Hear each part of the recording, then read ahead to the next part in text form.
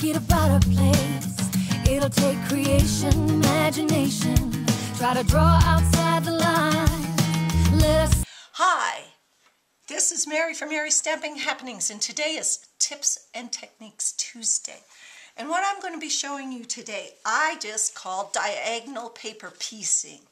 And what we're going to do is we're going to be using some designer series cards, designer series paper, and making these great little designs for cards. Now you can do them all the way up, you can do them part of the way, you can do smaller cards, you can do bigger cards, whatever. I'm going to be doing them on an A2 envelope. So what we're going to need is we're going to need a piece of neutral cardstock, and I am going to be using the, it's 5 1/4 by 4 inches. Then you're going to be needing some designer series paper. This is a good way to get rid of some of your scrap paper because they really, it uses up a good scrap paper. And I have cut these 6 inches by 3/4. Now you can cut them bigger, you can cut them smaller, but depending upon how wide your paper is, they should probably be 6 inches, maybe a little more if you have, if you don't want to do like this, if you don't want to do a really big diagonal. What you're also going to be needing is, I use a glue stick on here. I know I usually don't use a lot of glue sticks, but I find this is the best one to work for this. Also, you're going to need your Stampin Trimmer tool. Okay, so what we're going to do first is we're going to choose, you can do, if you're only going to do part way up, I usually do 5 pieces of designer series cardstock. And I will show you how to make a card. There's Card Thursday with this. But I just wanted to, right now, show you some of the, just the technique for doing this. And since the designer series cardstock has 2 different designs on each side, it makes it fairly easy. And if you choose out of one pack, one design, then it's really even easier because you have everything that goes together and it tells you even what colors to do. So the first thing I'm going to do is I am going to lay out these how I like them, just so I know that I have enough. And I think I want this at a little more angle. Let's see, will this cover? And one of the things, one of the tips you really must know is you have to get both of these ends off the paper.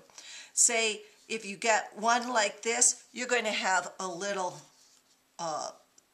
spot. Now, it's okay if you want to do that, that's fine, because what you do then is you can put these so they have clear ones. So like if you do, instead of a neutral cardstock, you do maybe like a crisp cantaloupe or something like that, you will have that color on there.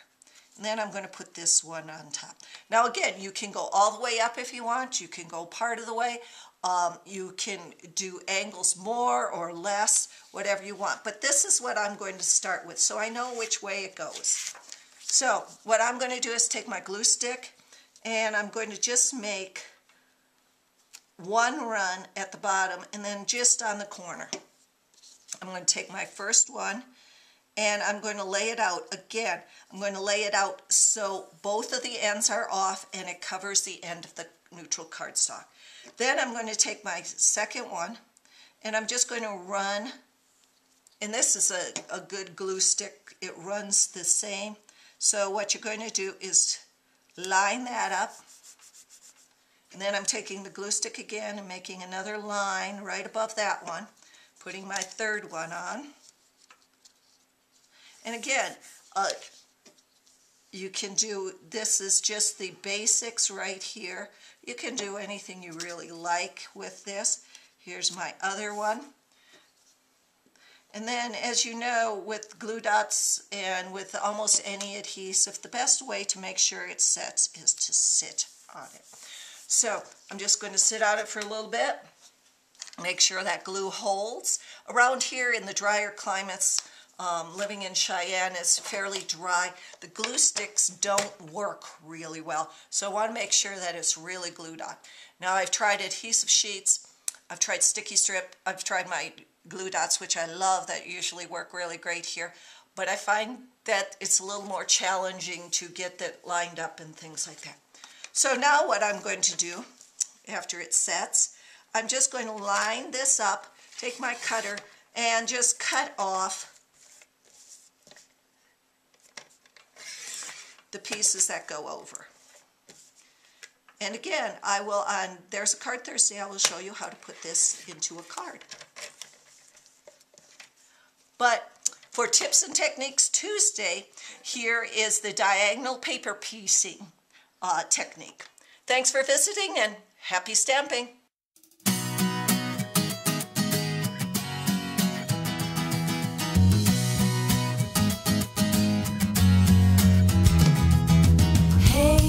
If you wanna play, make it about a play.